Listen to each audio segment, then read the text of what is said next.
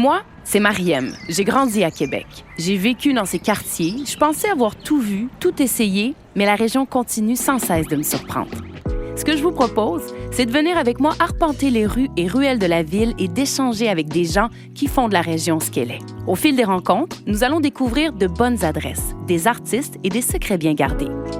C'est aussi ça, Québec, un contenu publicitaire de Destination Québec-Cité à écouter sur Radio-Canada Audio. Voici un segment d'émission d'Ici Première. Pour ne rien manquer, rendez-vous sur Radio-Canada Audio pour écouter vos émissions de radio préférées en direct ou en rattrapage. Vous avez sûrement déjà entendu parler de ça, du burn-out, mais là, un nouveau terme commence à émerger, le bore-out. Bore dans le sens d'ennui en anglais. C'est une forme d'épuisement professionnel, mais cette fois-ci liée à l'ennui au travail.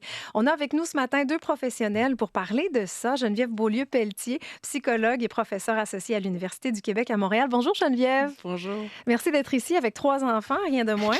C'est super.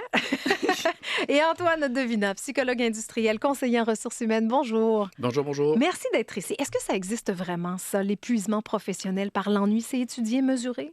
En fait, l'épuisement professionnel en soi, c'est une problématique qui est bien connue, qu'on va appeler en anglais parfois un peu le burn-out, qui peut nous amener, qui sont des conséquences de l'environnement de travail qui manque de stimulation. Mais la notion d'ennui est un contributeur, je pense, de cette problématique-là, de l'épuisement professionnel. Mais on le sait que c'est multifactoriel comme enjeu. Et en fait, il y en a tellement de paramètres qui peuvent contribuer à ça. Certains sont davantage individuels, d'autres peuvent être davantage organisationnels, liés à ton gestionnaire, liés à ton équipe, liés à la nature de ton travail comme tel.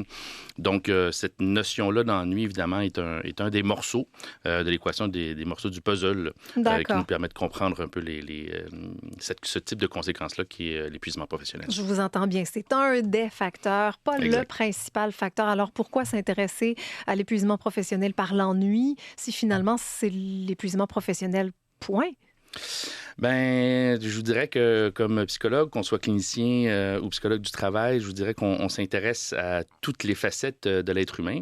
Et vu que c'en est une parmi tant d'autres, ça reste un des morceaux qu'on constate qui est quand même un contributeur non négligeable qui va amener à cet épuisement professionnel-là. Puis les conséquences de l'épuisement professionnel, du burn-out, sont énormes au niveau des organisations. Ouais. Les coûts, on le sait, en fait, dans les 10 prochaines années, la santé mentale au travail, c'est le facteur numéro 1 des préoccupations que l'on a. Et donc, toutes les variables sur lesquelles on peut essayer de jouer pour essayer de rendre l'environnement de travail plus intéressant, justement, plus stimulant pour les employés. On va parler d'engagement aussi, si vous me le permettez, un peu plus tard dans l'émission. Mais c'est un mot à la mode, ça, l'engagement. L'engagement au travail, oui, c'est un morceau qui est essentiel. Puis, il y a des statistiques qui sont assez...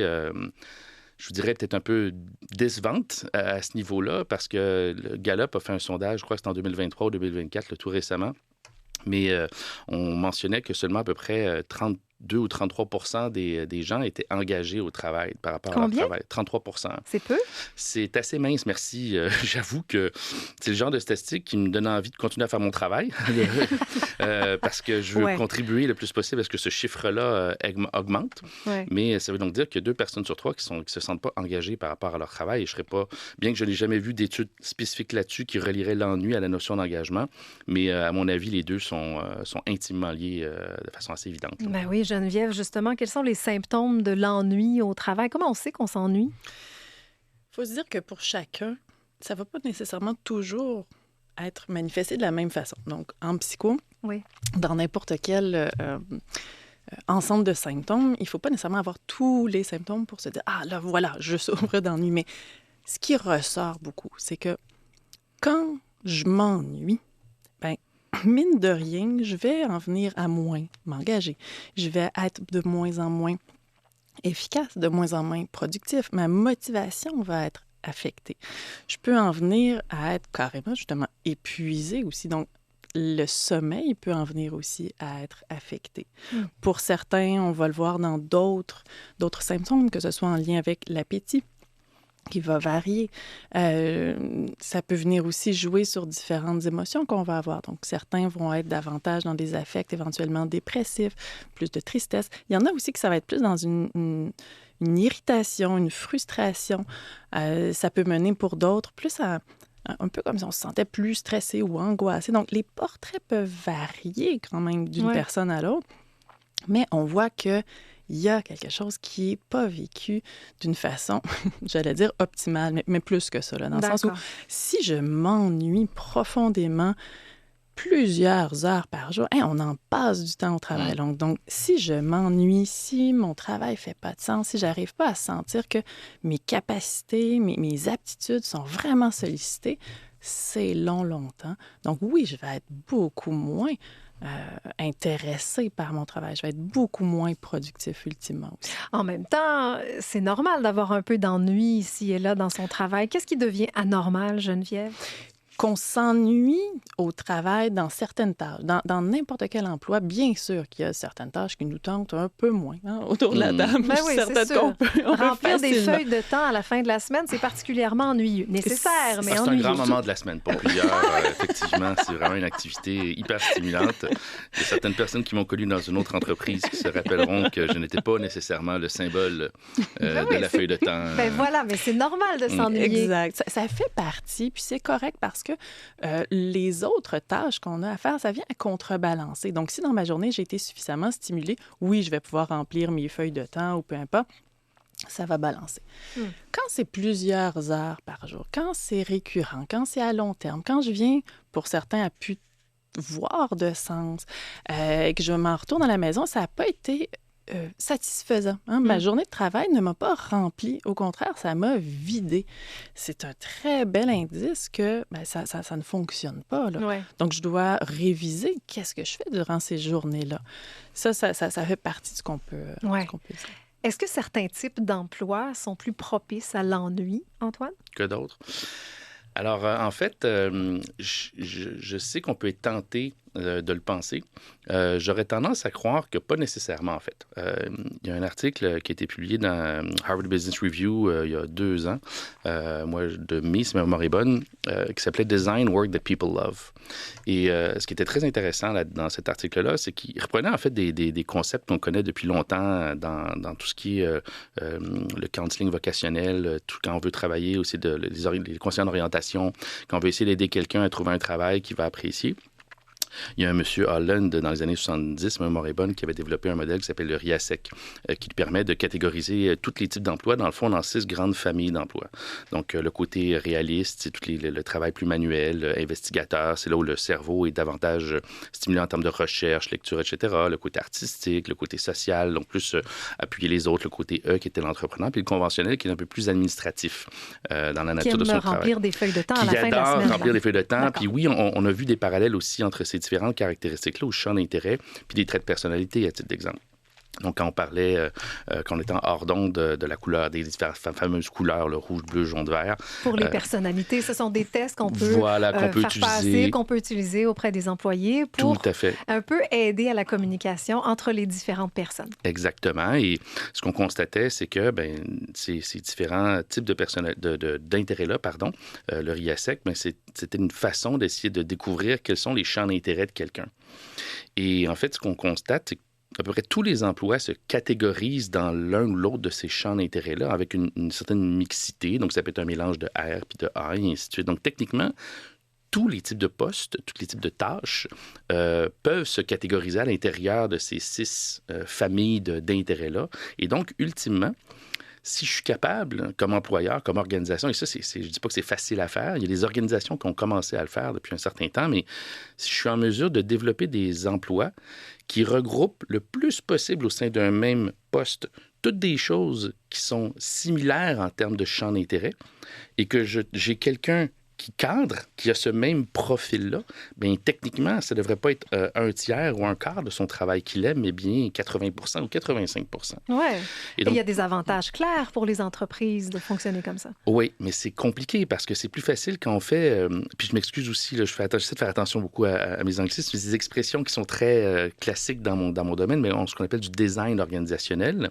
Quand on essaie de faire du design organisationnel et qu'on essaie de réfléchir à la structure, l'organigramme, les différentes fonctions, les ventes, les ressources humaines, les opérations, et ainsi de suite, le marketing, qui sont tous des secteurs très connus, mais c'est comme si on crée une organisation qui va servir l'organisation du travail qui sert l'organisation, mais pas nécessairement les individus. Et de développer des postes maintenant qui regroupent le plus possible de choses qui intéresseraient une même personne, c'est beaucoup plus complexe pour une organisation à faire. Mais on imagine que c'est plus simple dans une petite entreprise qu'une grande multinationale. Éventuellement, on pourrait le penser parce qu'on a peut-être plus de flexibilité dans la façon d'imaginer comment le travail peut se faire, mais je peux vous dire, si vous parlez à des gens qui ont contribué au démarrage d'entreprises, ce qu'on appelle communément des startups, ils vont vous dire qu'ils faisaient pas mal de tout pour essayer de faire fonctionner cette nouvelle organisation-là. Alors que peut-être que dans les grandes, on a plus de flexibilité, en fait, pour créer ce genre de poste-là et avoir un tout qui fonctionne. Ouais. Mais il y a des niveaux de complexité, c'est encore très embryonnaire, mais on le voit que si tu fais quelque chose que tu aimes, forcément, tu vas moins t'ennuyer, tu vas avoir envie d'apprendre, tu vas devenir meilleur à faire ça. Malheureusement. D'accord, mais l'ennui se retrouve dans chacune des catégories d'emploi, c'est ce que je comprends. Ça peut se retrouver malgré tout, puis ce qui est pas dommage, mais disons, il y a certaines personnes, parce que quand je lisais un peu plus sur l'ennui, j'avoue, c'était un phénomène ou une notion que je connaissais, mais pas de façon aussi rapprochée. Mais quand je lisais un peu plus le matériel qui avait été développé et qu'on a reçu de votre recherchiste, ce que je constatais, c'est que l'ennui, ce serait une caractéristique que certaines personnes pourraient avoir par défaut. Certaines personnes auraient plus tendance à s'ennuyer que d'autres. Ah oui? Et ça m'a un peu surpris, mais je pense qu'on peut le relier au fait que dans les intérêts professionnels, quand on fait ce genre de mesures-là, on constate qu'il y a des gens qui ont peu d'intérêt pour pas grand-chose. Alors, s'il n'y a pas grand-chose qui t'intéresse dans la vie, mais à la base, est-ce que tu risques plus de t'ennuyer au travail? Ah oui, je comprends. Donc, est-ce qu'il y a une certaine disparité selon les types de personnalités? Autrement dit, ce qu'Antoine soulève, c'est qu'il y a des personnes qui sont plus propices à l'ennui que d'autres, par exemple. Bien, il y en a qui peuvent être plus propices à l'ennui et je l'expliquerais d'une façon de dire, mais il y a une tolérance différente aussi à l'ennui d'une personne à l'autre. Pour deux personnes, puis je trouve que Antoine vous l'expliquerait très bien, pour un travail, un emploi, deux personnes vont réagir très différent à une même tâche. Très différemment, donc, oui. Quelque chose qui pourrait être perçu plus ennuyant pour une personne le serait moins pour une autre personne. Mais une fois que je ressens l'ennui, je peux être quelqu'un qui le tolère moins bien. Pour certains, puis on le voit là, dans la clinique, certains vont vraiment être très angoissés, vont être très mal à l'aise, inconfortables quand ils sont face à cet ennui-là. Pour d'autres, là, on en revient aussi à des personnalités complètement différentes, il y en a qui vont être beaucoup dans la recherche de stimulation, beaucoup dans les activités qui vont venir les stimuler pour ne pas être dans cet état d'ennui-là. Ouais. Donc, ne jamais arrêter parce que j'ai besoin de ne pas être en contact avec cet ennui potentiel-là. Donc, il y a de grandes différences individuelles par rapport à cette tolérance à l'ennui-là. Parce que l'ennui, à la base, c'est correct, là. C'est de la vie. Pas grave. Ouais, l'aspect contemplatif aussi, hein, j'imagine. Oui, mais on l'accueille de moins en moins. On a de plus en plus d'outils qui nous permettent d'être distraits à tout moment. Il y a des gens qui travaillent, par exemple, avec des séries télé sur un écran pas très loin et qui aiment avoir cette stimulation à plusieurs égards. Pourquoi on a peur de l'ennui, Geneviève? L'ennui, c'est, dans un sens, un temps d'arrêt. Je ne suis pas en train de faire quelque chose, ou je fais quelque chose, mais qui ne me stimule pas. Donc, il y a beaucoup cette notion de vide. Je suis en contact avec le vide, le rien. Donc, juste ça, ces mots-là, il y en a plusieurs qui n'aiment pas. Donc, cet état-là est très difficile d'accès. Être dans l'ennui aussi, c'est être avec soi-même davantage. Donc, je ne suis pas rivée sur un écran. Je ne suis pas en train de parler à une autre personne. Je suis seule, je m'ennuie. Je suis avec moi-même. Être avec soi-même, c'est pas confortable pour plusieurs personnes. Pourquoi? Parce que je viens à la rencontre de moi, de ce que je vis, de mes émotions, de mes soucis, de mes préoccupations. Et ça, très souvent, on va s'en défendre. Très souvent, on va être dans le train-train quotidien, on avance, on est dans les automatismes, on travaille, on fait le souper, on n'arrête pas. Parce que s'arrêter, c'est être avec soi. Être avec soi, ça peut être très difficile parce que des fois, on ne se connaît pas ou parce qu'on se connaît puis on n'a pas envie d'être avec ce qu'on est.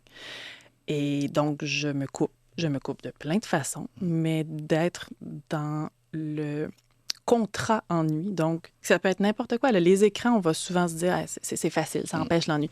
Mais ça peut être, j'ai en tête une patiente que c'était le ménage. Donc, de s'occuper constamment.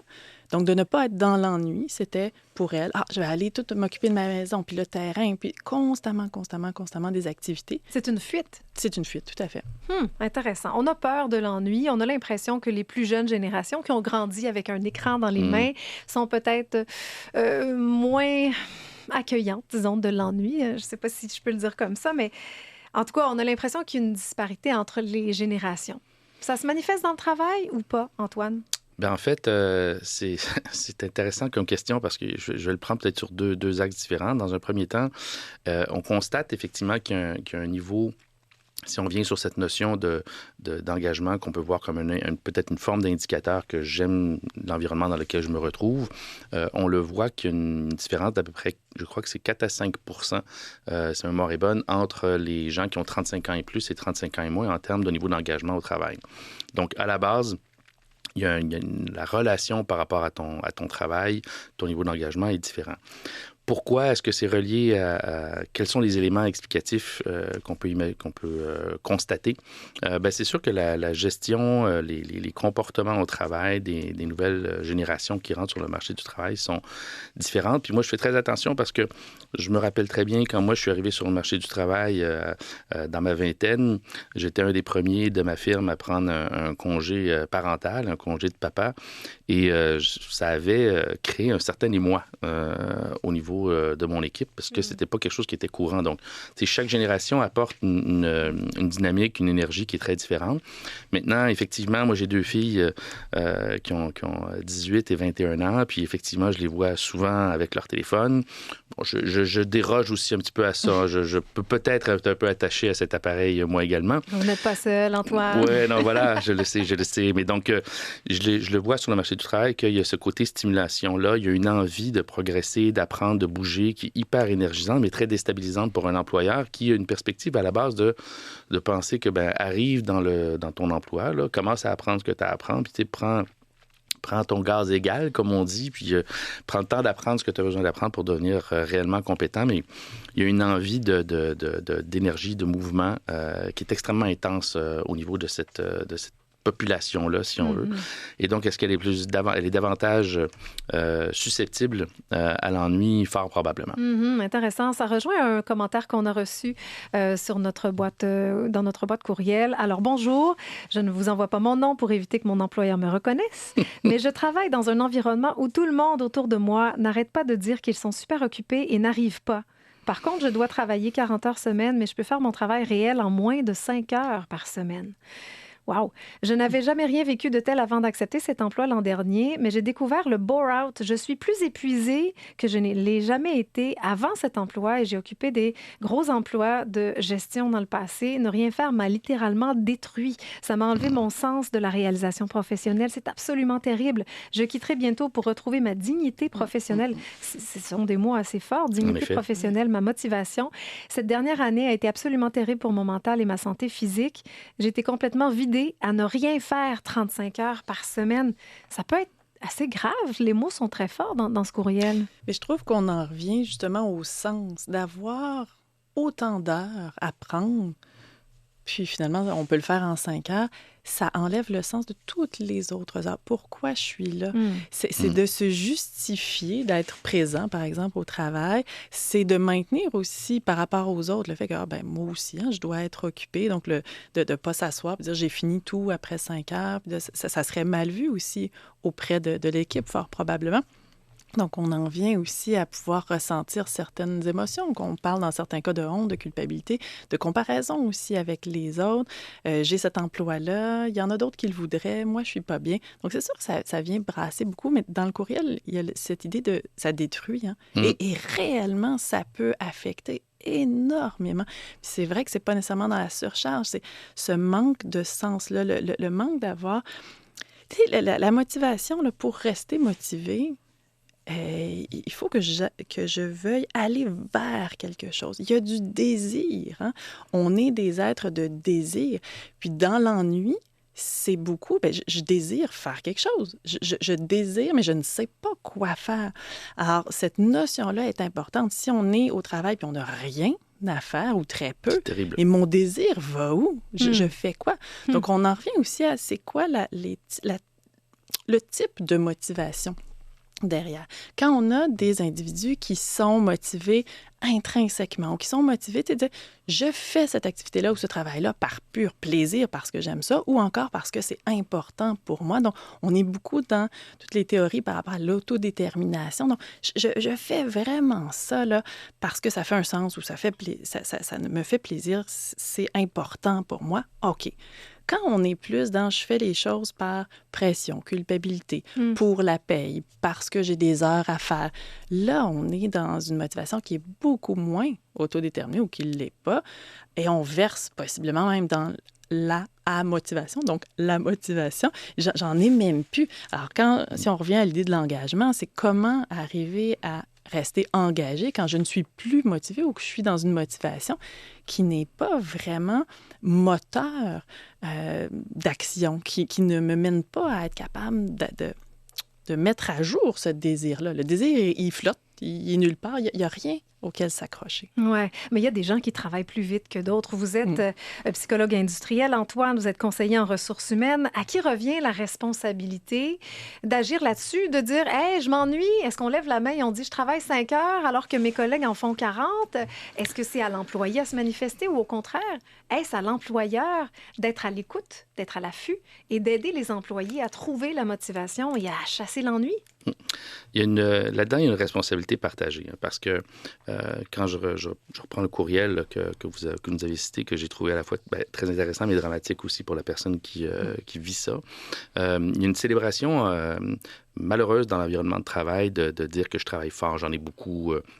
c'est comme si c'est devenu populaire de dire ce genre de choses-là. Et c'est comme si tout d'un coup, il faut absolument être en surcharge de travail constant pour qu'on soit crédible, qu'on ait une certaine valeur ajoutée au niveau professionnel, ce qui, à mon sens, qui est un non-sens, en fait. Ça devrait pas être... Je suis dans le jus de Lisa Leblanc. Je suis dans le jus, je suis épuisée, voilà. Je suis crevée. C'est de bon ton de dire ce genre de choses. C'est fantastique d'être dans cet état-là, alors que, sérieusement, je comprends pas l'intérêt de se retrouver dans cet état-là constant, parce qu'à un moment donné, le cerveau, l'être humain a besoin de moments de pause aussi.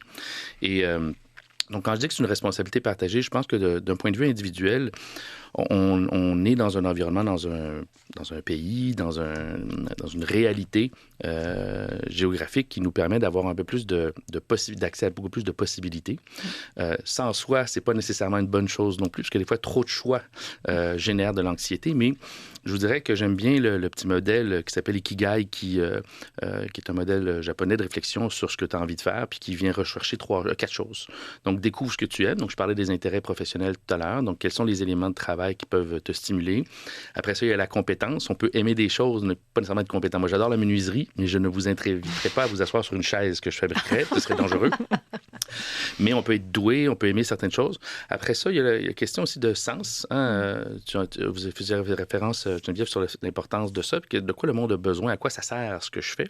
Et finalement, bien évidemment, je vais avoir une certaine forme de rémunération compatible. Donc ça, c'est des réflexions que je dois avoir d'un point de vue individuel. Au niveau de l'entreprise, au niveau de l'organisation, on le sait, il y a beaucoup de travail qui a été fait sur quels sont les paramètres qu'une organisation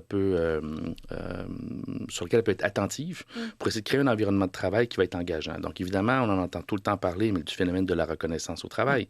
Que ce soit feedback correctif ou du feedback constructif, c'est-à-dire de positif, pardon, ça contribue beaucoup à ce que j'apprécie l'environnement où je suis, mais il y a plein d'autres choses. Jusqu'à quel point mon supérieur et mon organisation me soutiennent, jusqu'à quel point j'ai une perception de justice et d'équité aussi dans mon environnement de travail. On parlait d'autodétermination, mais de pouvoir d'agir.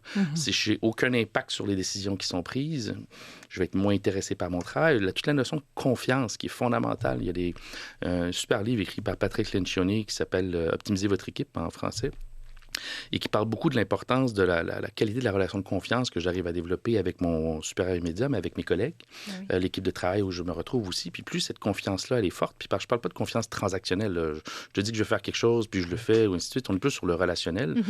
Mais inévitablement, il y a quelque chose de très fort qui va se construire autour d'un individu qui vit ça avec ses collègues, qui vit ça avec son supérieur immédiat. Et ce sont des facteurs que l'on sait qu'on peut travailler comme organisation pour essayer d'améliorer le niveau d'engagement. Bon. Mais maintenant, dans l'ennui en général, là, dans la population, on a tous un moment dans la journée où on le ressent, l'ennui. Geneviève, en terminant, j'ai envie de vous entendre sur comment on apprivoise l'ennui, comment on fait au quotidien. Bien, déjà, le mot apprivoiser est fabuleux parce que oui, c'est un apprivoisement. Il faut y aller peu à peu. L'ennui, c'est très beau quand on est capable tranquillement de s'en approcher, quand on est capable d'arrêter de s'en défendre.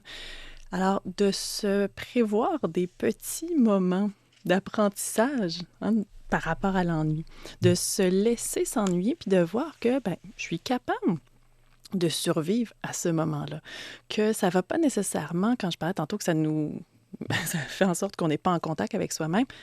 Au final, c'est quoi? C'est d'être quelques minutes avec rien à faire, pas d'écran ouvert, puis d'être avec soi. Qu'est-ce qui émerge? Est-ce que réellement je vais être aspirée dans des émotions dans lesquelles je ne serais pas capable de sortir? Non, on est capable de le faire, mais il faut que ça commence par prendre ces petits moments-là de rien faire sans s'occuper l'esprit. Et au quotidien, c'est aussi d'apprendre à ne pas toujours surcharger notre horaire parce qu'on met plein d'activités. Et pour nos enfants, pour nous-mêmes, donc on peut aussi juste prévoir des moments de rien, des moments de spontanéité. Puis c'est de ces moments d'ennui-là que va émerger la créativité. C'est de ces moments d'ennui-là qu'on peut vraiment, on parlait tantôt d'agir, de l'action. Puis des moments d'introspection. Tout à fait, de transformation.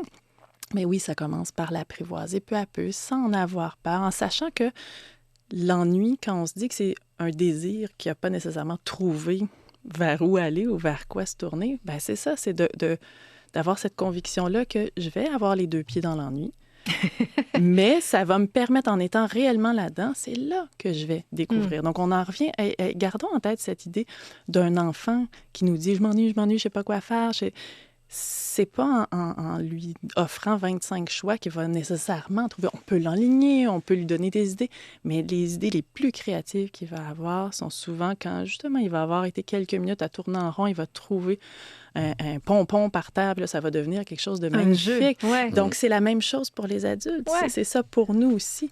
Ouais. On a besoin de se tremper les orteils un peu dans l'ennui. Les deux pieds dans l'ennui, j'aime beaucoup cette image. Et l'ennui au travail, tant qu'il n'est pas pathologique, là, tant qu'il n'est pas problématique, exactement. Geneviève Beaulieu-Pelletier, vous êtes clinicienne, psychologue, autrice et auteure. Je rappelle d'ailleurs que votre livre « Trucs de psy, guide pratique pour s'aider soi-même » est disponible en librairie. Merci beaucoup de votre présence ce matin. Va l'être à partir d'octobre. À partir d'octobre, excellent. Alors, Antoine Devina, psychologue industriel et conseiller en ressources humaines, merci de nous avoir parlé de l'épuisement professionnel par l'ennui. Merci pour l'invitation. Au revoir. Vous avez aimé cette entrevue? Plusieurs autres vous attendent sur Radio-Canada Audio. Moi, c'est Mariem. J'ai grandi à Québec. J'ai vécu dans ces quartiers. Je pensais avoir tout vu, tout essayé, mais la région continue sans cesse de me surprendre.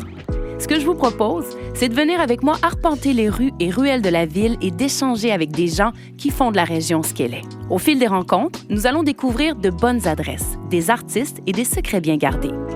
C'est aussi ça, Québec, un contenu publicitaire de Destination Québec Cité à écouter sur Radio-Canada Audio.